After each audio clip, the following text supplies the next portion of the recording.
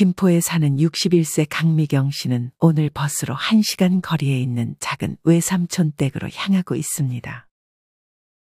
강 씨의 아버지는 강 씨가 어릴 때 돌아가셨는데 그런 외삼촌이 강 씨에게는 아버지와도 같았습니다. 혼자 사는 강 씨의 외삼촌은 강 씨가 보기에 누구보다 대단한 사람이었습니다. 혼자 사는 노인이라고는 믿기지 않을 정도로 집이 깔끔하고 90이 가까운 나이에 혼자 집안일도 무리 없이 하셨기 때문이었습니다. 반면에 강 씨는 요즘 마음에 병이 생겨 일도 하지 않고 집안일도 며칠째 미루고 있습니다. 강 씨는 외삼촌 집에 한 달에 한 번 정도 방문했는데 최근에는 잘 가지 못하다가 오랜만에 다시 가고 있습니다. 외삼촌 집에 도착한 강 씨는 도어락이 없는 삼촌의 집에 노크를 하고 안으로 들어갔습니다. 인기척이 없자 강 씨는 순간 가슴이 내려앉았습니다. 거실은 조용했습니다. 그렇게 강 씨는 외삼촌을 불렀지만 들려오는 소리는 없었습니다. 강 씨는 그렇게 두려운 마음으로 방문들을 열기 시작했습니다. 마침내 주방 옆에 있는 작은 방에 노크를 하고 들어갔는데 외삼촌은 이어폰을 꽂고 노래를 들으며 초집중 상태로 그림을 그리고 있었습니다. 왔어? 삼촌 왜 대답이 없으세요? 놀랬잖아요. 노래 듣느라 못 들었어. 식사는 하셨어요? 밥은 먹었지. 무슨 일 있어? 안색이 안 좋네. 실은 요새 좀 힘들어서요. 그렇게 강 씨는 바닥에 앉아 삼촌에게 속마음을 털어놓았습니다. 조카의 말을 듣고 있던 삼촌은 강 씨에게 집안 정돈을 먼저 해보는 게 어떻겠냐고 조언했습니다. 이러다가 혼자 고독사 할 것 같아요. 일단 너한테는 시간이 약일 수 있는데 그 시간 동안 가만히 있는 것보다 집을 먼저 한번 정리해 보는 게 어때? 나도 네 나이 때 정말 한번 크게 우울했던 적이 있었지. 그때가 외숙모 돌아가실 때였나요? 맞아. 그때 우리 집 봤지? 난장판이 따로 없었어. 근데 뭐라도 해야겠다 싶어서 집안 정돈을 해보니 어깨도 가벼워지고 몸도 마음도 가벼워지더라고. 그리고 이렇게 가볍게 살아가니 지금도 좋아. 그 이후로 뭐 또 줄일 거 없나 생각하면서 물건도 비워내고 물건 이외에도 줄일 건 줄이면서 살아가니 행복하더라고. 그중 특히나 관계와 건강 관련한 것들도 있고. 무언가를 줄이는 게 포인트네요. 그럼 뭘 줄이면 좋을까요? 삼촌은 노트를 꺼내 잠깐 기다려보라 말하고 무언가를 막 적기 시작했습니다. 나이 들수록 총 6가지 정도를 줄여주면 좋은데 하나씩 설명해 줄게. 그 첫 번째는 불필요한 경조사에 가는 걸 줄이면 좋아. 안 그래도 별로 안 친한 지인 자녀 결혼식이나 시부모상까지 문자가 오는 경우가 많아요. 나도 한때 연락 오는 곳은 모두 참석했는데 막상 내 와이프 장례식에 찾아온 사람은 반의 반도 안 됐던 것 같아. 그럴 때 참 회의감이 느껴지지. 괜시리 마음이 우울해지기도 하고 말이야. 강 씨의 삼촌이 말한 첫 번째로 줄여야 할 것은 불필요한 경조사 참석이었습니다. 경조사 연락을 돌릴 때 양가 부모상에 자녀 결혼식 그리고 돌잔치까지도 연락을 돌리는 사람도 있습니다. 여러분은 지인의 시부모상까지 참석하시나요? 만약 친한 지인이 여러분에 대한 배려가 있다면 시부모상은 굳이 알리지 않을 것입니다. 그리고 이미 준 만큼 되돌려 받았다면 자녀 결혼도 축의금 안 내도 되니 와서 밥만 먹고 가라고 할 것입니다. 하지만 좋지 않은 관계라면 축의금 받으려고 친한 척 하다가 자녀 결혼식이 끝나면 나 몰라라 하는 경우도 많습니다. 결혼식 이후에 안부조차 이야기한 적 없는 경우도 허다합니다.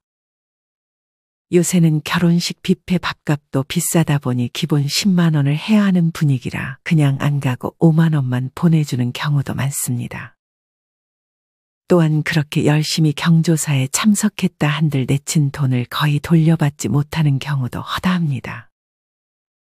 물론 돈 돌려받으려 참석하는 거냐고 반문할 수 있지만 낸 만큼 받기를 기대하는 사람 심리는 어쩔 수 없습니다.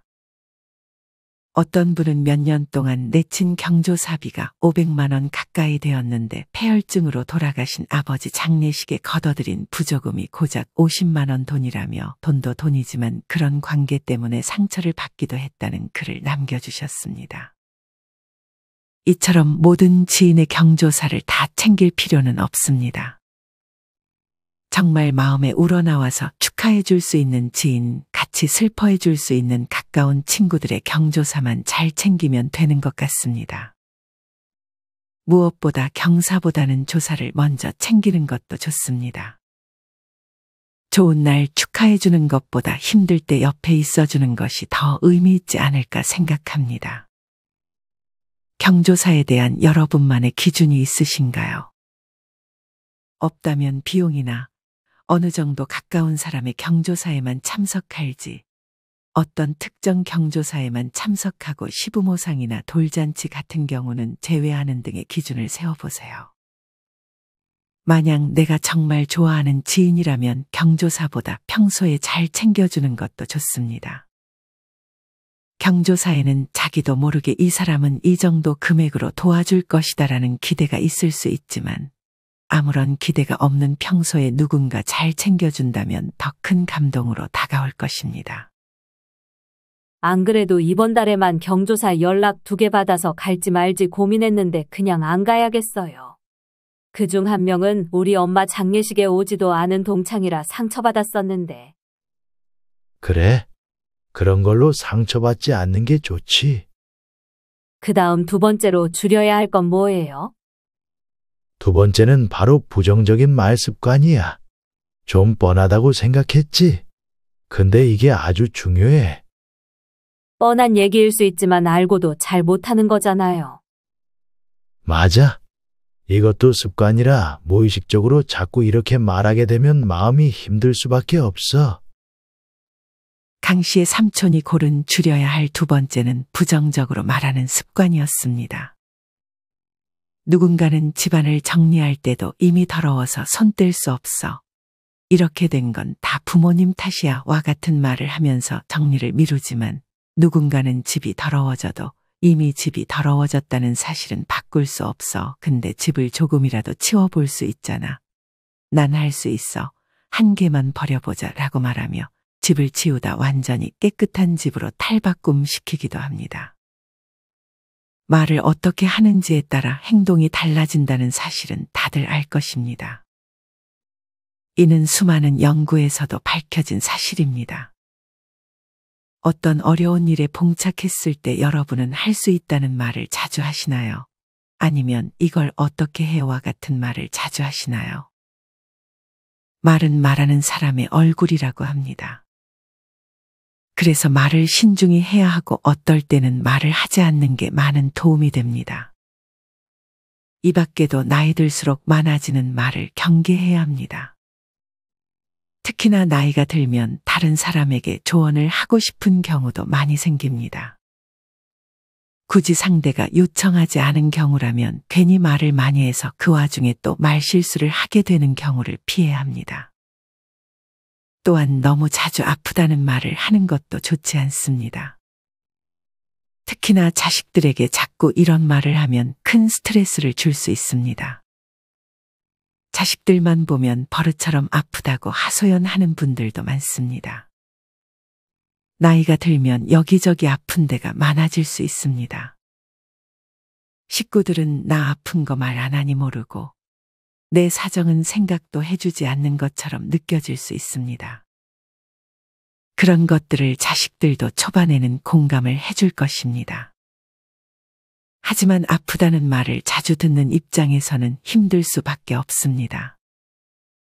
어떤 분은 친정엄마와 가까이 사는데 전화할 때나 만났을 때 70%가 아프다는 말씀을 한다고 합니다.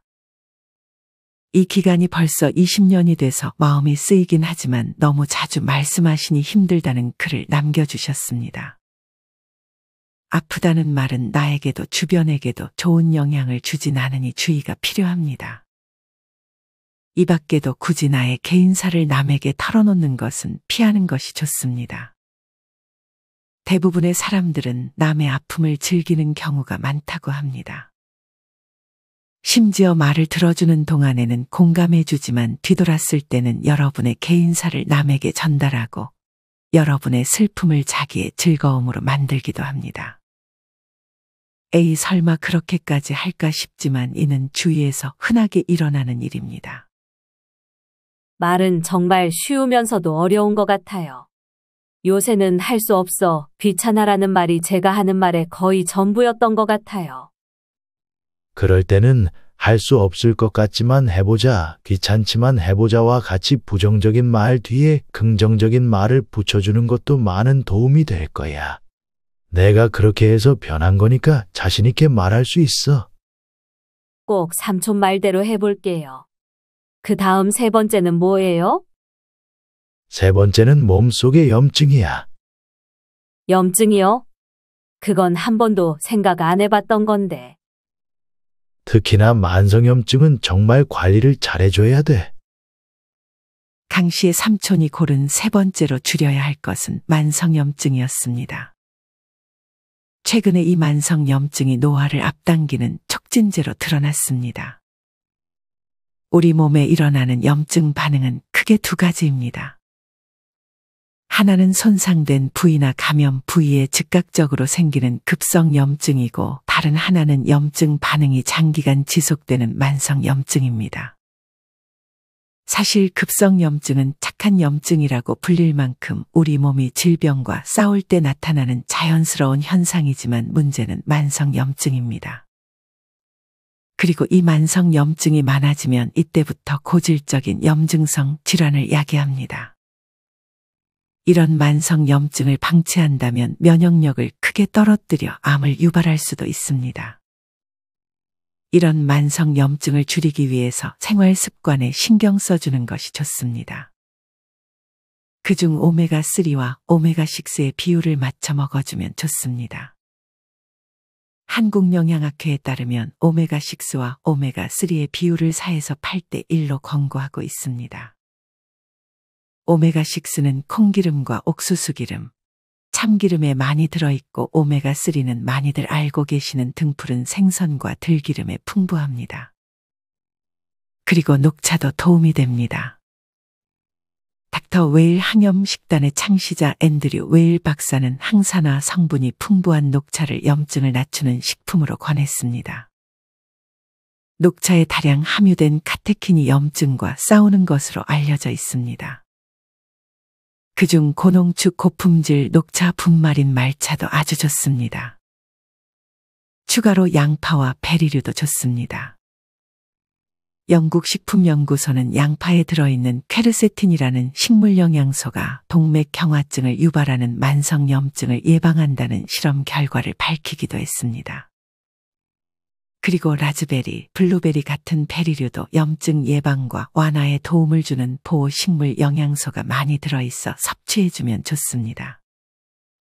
이 밖에 통곡물이나 강황, 올리브 오일도 도움을 주니 참고하시면 좋을 것 같습니다. 몸 안에 그런 게 있다고 생각하니 찝찝하네요. 만성염증을 만들어내는 원인 중 하나가 또 뱃살이야. 불이 기름을 만나면 잘 타는 것과 마찬가지로 만성염증은 지방이 있으면 급증한다고 알려져 있어. 그중 내장지방이 치명적이지. 그래서 바로 네 번째로 줄이면 좋은 것이 내장지방이기도 해. 강 씨의 삼촌이 고른 네 번째로 줄여야 할 것은 내장지방이었습니다. 특히나 내장지방은 나이 들어서 쉽게 빠지지 않기 때문에 적극적으로 줄이려 노력해야 합니다.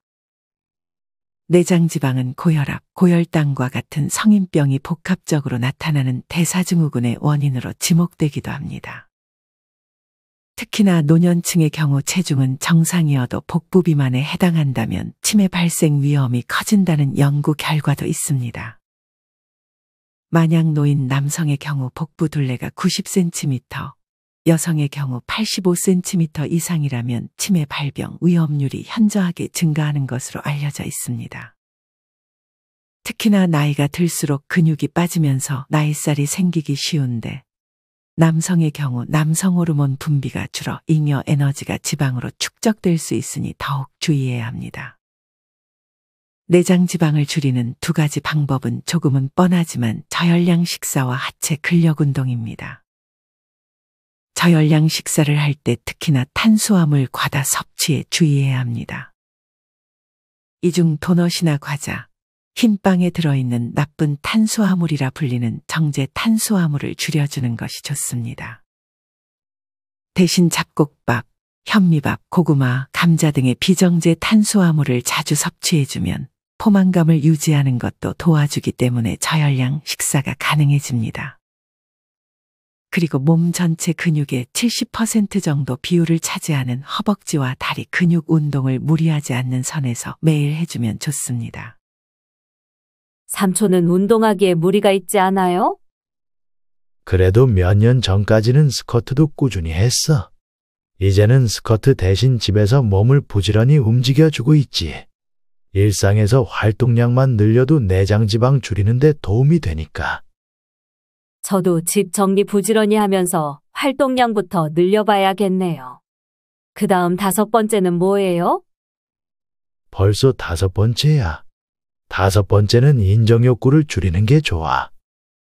근데 보통 인정 욕구는 나이 들수록 줄어들지 않아요? 그렇지 않아? 심리학자 아들러는 나이 들수록 위기라는 불안감에 휩싸이는 까닭을 인정 욕구 때문이라고 했어. 그렇게 나이 먹어갈수록 인정 욕구가 강해지면 심리적인 긴장이나 초조감이 더 심해지기도 해. 그래서 많은 대기업 은퇴자들이 퇴직하고 새로운 일을 잘 구하지 못하는 거야.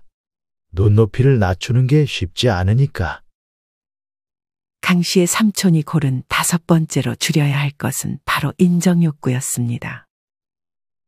이런 인정욕구는 노인의 5단계 욕구 중 4단계로 활동 영역에서 존재감을 인정받고 싶어하는 욕구가 노인에게도 있다는 것을 보여줍니다. 이런 인정욕구가 강한 사람들은 자신이 타인에게 어떤 인상을 줄지 그리고 타인이 자기를 어떻게 생각할지에 대해 지나치게 의식하기도 합니다. 이런 노인의 인정욕구를 충족하기 위해서는 새로운 길이 필요한데 그중 하나가 좋아하는 일을 찾아 경지에 천천히 올라가려고 하는 것입니다. 이 과정에서 자신의 존재감을 확인하면서 삶의 활력을 느낄 수 있습니다. 타인의 시선이 기준이 아닌 내 자신이 기준이 되는 것입니다. 여러분은 최근에 스스로 성장했다는 느낌을 받았던 때가 있나요? 없으시다면 내가 성장할 수 있는 무언가를 찾아서 시작해 보세요. 탁구와 같은 운동이 될 수 있고 그냥 가볍게 글을 쓰는 것이 될 수도 있습니다. 너는 뭐 해보고 싶었던 거 없어? 삼촌처럼 그림을 그려보는 것도 좋아. 학창시절 이후로 그림 한 번도 그려본 적 없는 것 같은데 삼촌 작품들 보니까 저도 해보고 싶어지네요. 자, 이제 마지막인가? 마지막 6번째는 버리면 좋은 거 하나 말해줄게. 바로 거실 TV장이야. 그러면서 삼촌은 강 씨를 거실로 데려갔습니다. 어쩐지 처음 딱 들어왔을 때 집이 더 넓어 보였는데 제가 오랜만에 와서 그런 줄 알았어요. 근데 알고 보니 거실장을 치우셨군요. 최근에 업체 불러서 치워버렸어. 내면이랑 건강 관련된 것뿐 아니라 집 정리 관련해서도 알려주시니 참 많이 배우네요, 삼촌. 비우는 것도 처음에 말했듯이 정말 중요해. 대부분 거실장이 있는 집들은 그 안에 필요 없는 것들이 많이 들어있을 거야. 거실장 자체를 없애버리면 그런 것도 다 같이 처분할 수 있으니 일석이조지. 그거 하나만 치워도 거실이 군더더기 없이 깔끔해 보일 거야. 여유 공간도 생기니 좋고. 안 그래도 요새 집이 좁아 보인다는 느낌이 들었는데 저도 팔에 힘이 있을 때 한번 치워볼게요. 오늘 너무 많이 도움됐어요, 삼촌. 강 씨는 삼촌에게 고맙다며 직접 가져온 재료로 삼촌에게 맛있는 식사를 만들어줬습니다. 밥을 먹으면서 강 씨는 삼촌에게 집을 깔끔하게 하는 노하우에 대해 물었습니다. 삼촌은 무엇보다 사지 않는 생활을 하는 것이 중요하다고 말했습니다. 강 씨도 이 말에 동의했습니다. 집을 치워도 무언가를 구매해서 다시 채워놓으면 집이 어지러워졌기 때문이었습니다. 여러분은 어떠신가요? 버리기 이전에 사는 것을 잘못하고 있지는 않으신가요?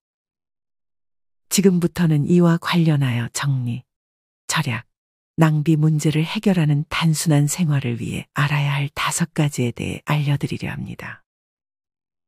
영상 끝까지 시청하셔서 인생에 도움되는 지혜들 모두 얻어가셨으면 좋겠습니다. 그럼 다시 이어가겠습니다.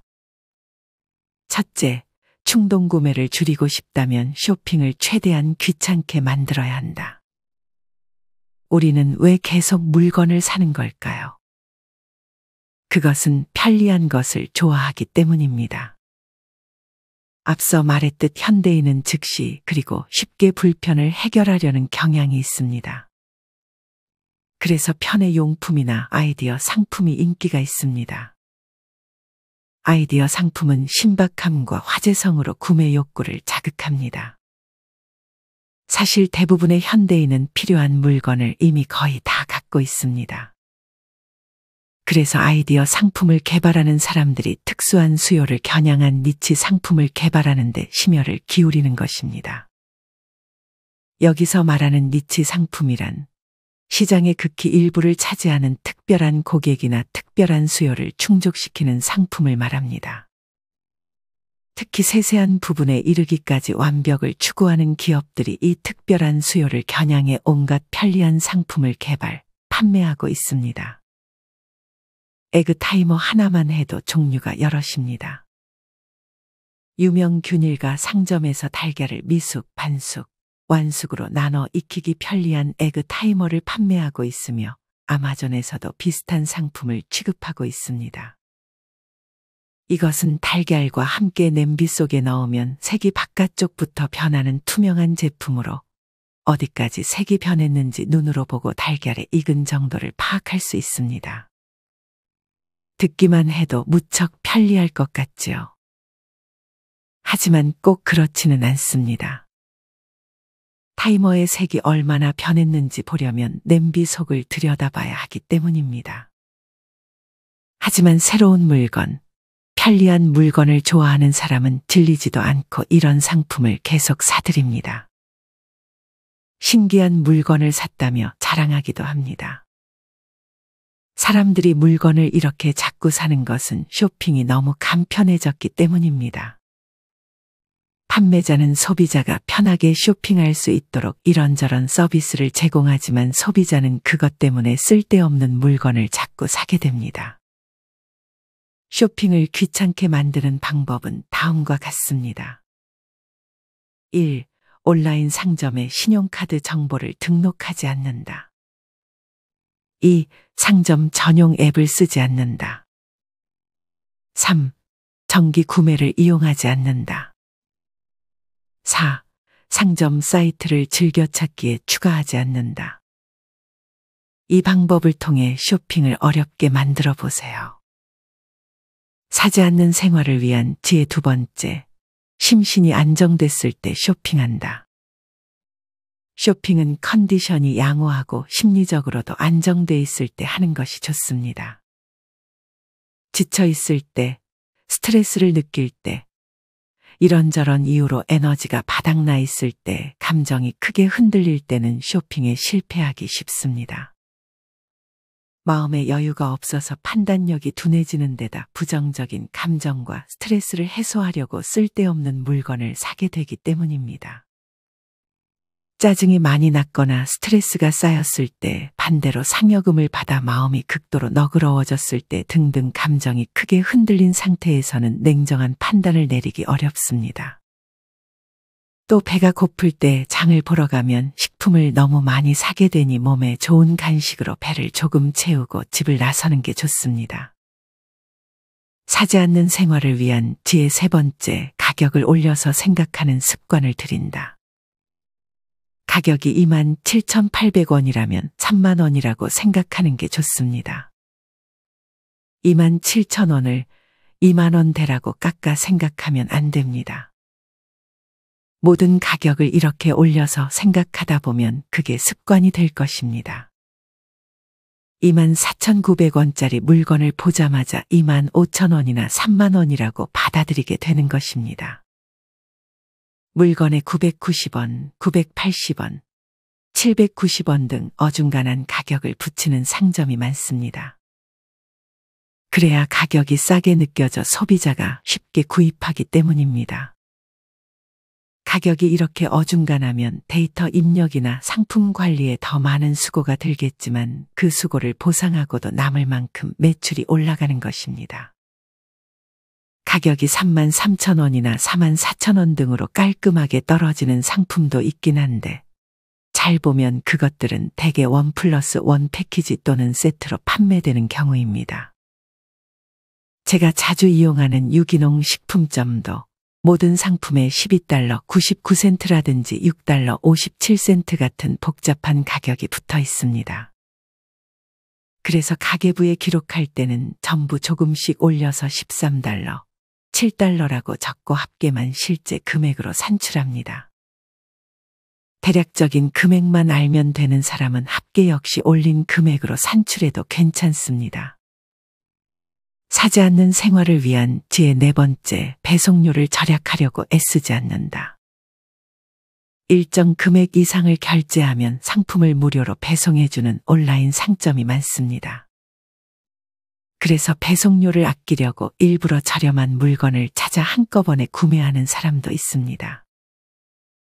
하지만 정말로 필요해서 산 것이 아니라 배송료를 아끼기 위해 산 물건이다 보니 결국은 제대로 활용되지 못하고 사장될 가능성이 높습니다. 혹시 당신도 배송료를 아끼겠다고 지금 꼭 필요하지도 않고 앞으로 필요해질 거라고 장담할 수도 없는 물건을 장바구니에 담지 않습니까? 온라인에서 쇼핑을 하면 당연히 배송료를 낸다고 생각하는 것이 좋습니다. 실제로 누군가가 당신을 대신하여 물건을 집으로 가져다 주기 때문입니다. 당신이 산 물건을 업체 직원이 창고에서 꺼내 포장하고 트럭 기사가 운반하고 택배 사원이 집 앞까지 배달합니다. 이 과정에 운송료와 인건비가 들 테니 당연히 배송료를 내야 합니다. 필요한 것을 필요할 때 필요한 만큼만 산다는 원칙을 항상 기억하시기 바랍니다. 사지 않는 생활을 위한 지혜 다섯 번째, 상술에 넘어가지 않는다. 인터넷 상점에 들어가면 온갖 화려한 사진과 글자가 우리를 현혹합니다. 구매를 유도하는 이런 표시들을 냉정하게 볼 필요가 있습니다. 특히 빨갛고 커다란 글씨체로 배송료 무료, 오늘 하루만 40% 반짝 세일이라고 써놓으면 거기에 눈길이 갈 수밖에 없습니다. 그리고 오늘 하루만이라는 말에 혹해서 이 기회를 놓치면 안 돼. 지금 사야 해라는 기분에 사로잡히고 마는 것입니다. 그러나 실제로는 내일도 모레도 반짝 40% 세일 상품이 속속 진열될 것입니다. 정말로 오늘만 존재하는 것은 지금 당신이 쓰는 시간뿐입니다. 무엇이 더 소중한지는 말할 것도 없겠지요. 이어서 집 정리를 위해 도움이 되는 세 가지 지혜를 소개해 드리겠습니다. 첫째, 무료로 받아오지 않는다. 무료로 무언가 받는 게 좋았다. 저는 무료 선물이나 할인 상품에 특히 약했습니다.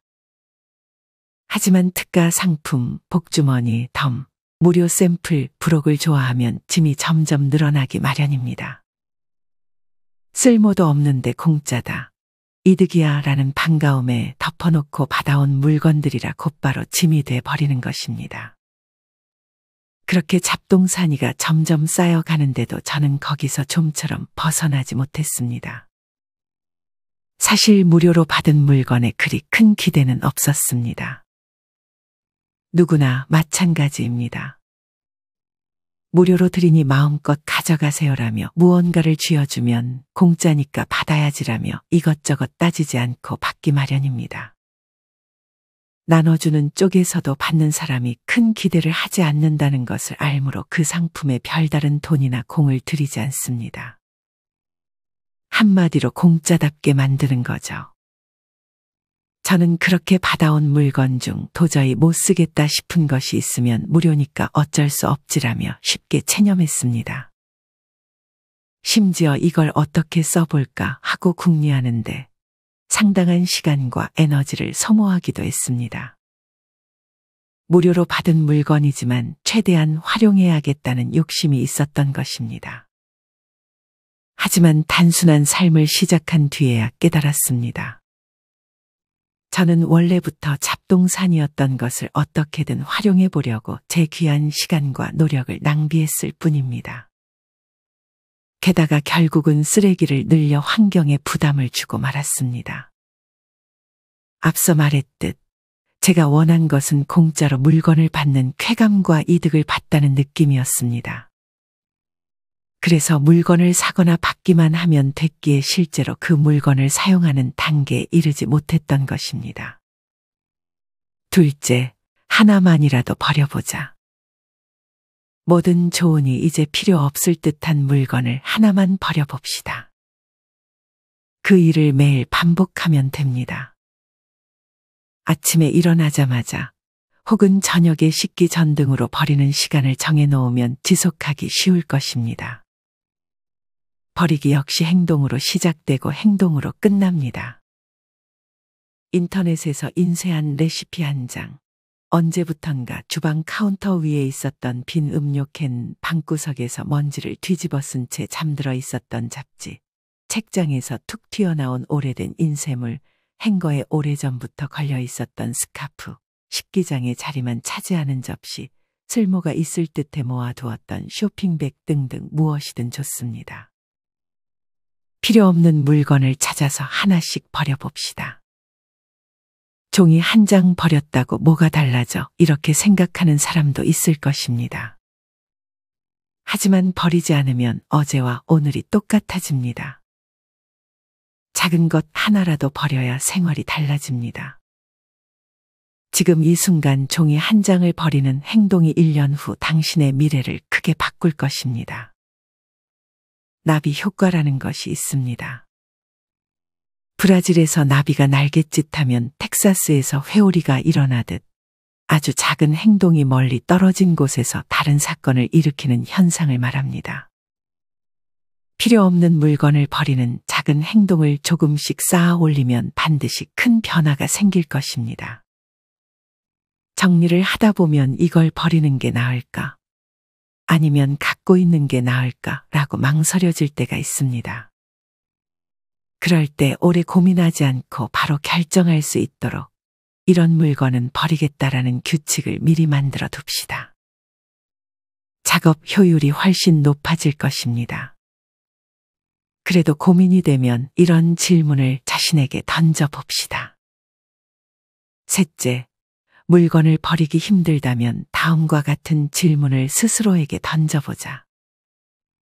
질문 1. 평소에 쓰고 있는가? 쓰지 않는 물건은 아무리 갖고 있어도 의미가 없습니다. 방에 물건이 가득한 것도 지금 쓰지 않는 물건이 너무 많기 때문입니다.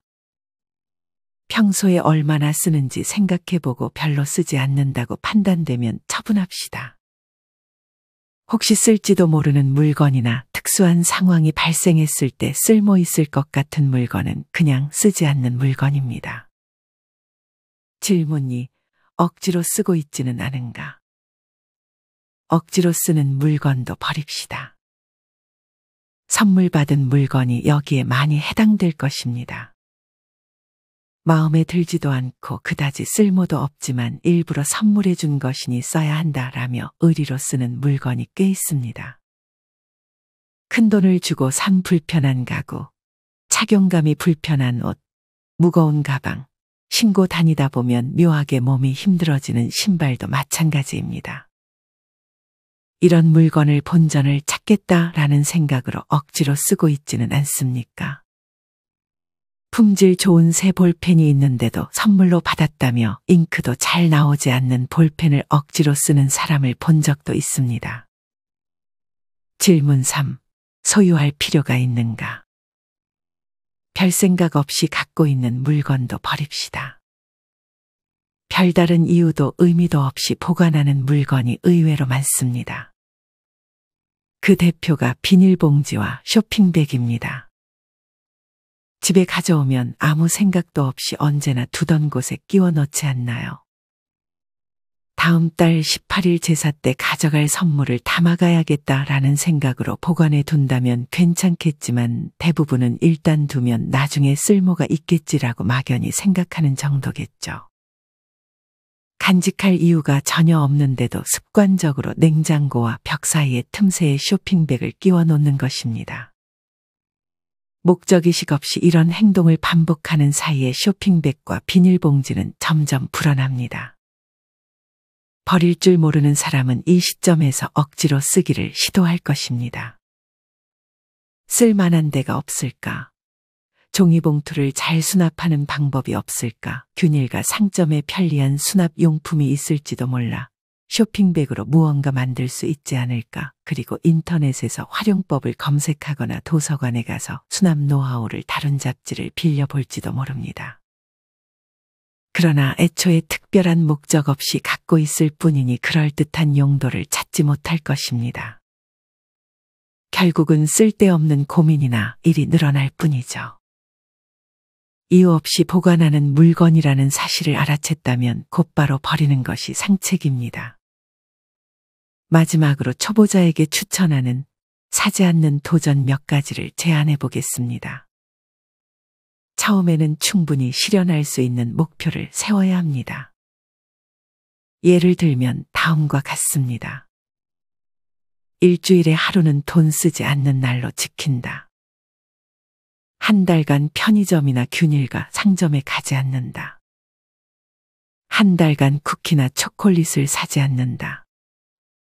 6개월간 잡지를 사지 않는다. 6개월간 행사 상품을 사지 않는다. 집에 있는 새 책 10권을 다 읽을 때까지 다른 책을 사지 않는다. 6개월간 소모품을 대량 패키지로 구입하지 않는다. 1년간 옷을 사지 않는다. 이외에도 다양한 아이디어가 있을 것입니다. 쉬운 것부터 시작하고 익숙해지면 조금씩 목표를 높여보세요. 여러분은 오늘의 영상 내용에 공감하시나요? 알고는 있었지만 차마 실천하지 못했던 부분들도 있을 것입니다. 만약 이 중 한 가지만이라도 실천해 볼 가치가 있다면 오늘 당장 실천해 보는 것은 어떨까요? 실천하는 여러분을 인생지혜가 응원하겠습니다. 이상으로 오늘의 영상을 마치겠습니다. 우리 모든 구독자분들의 행복한 여생을 응원합니다. 다음에 더 좋은 내용으로 찾아뵙겠습니다. 감사합니다.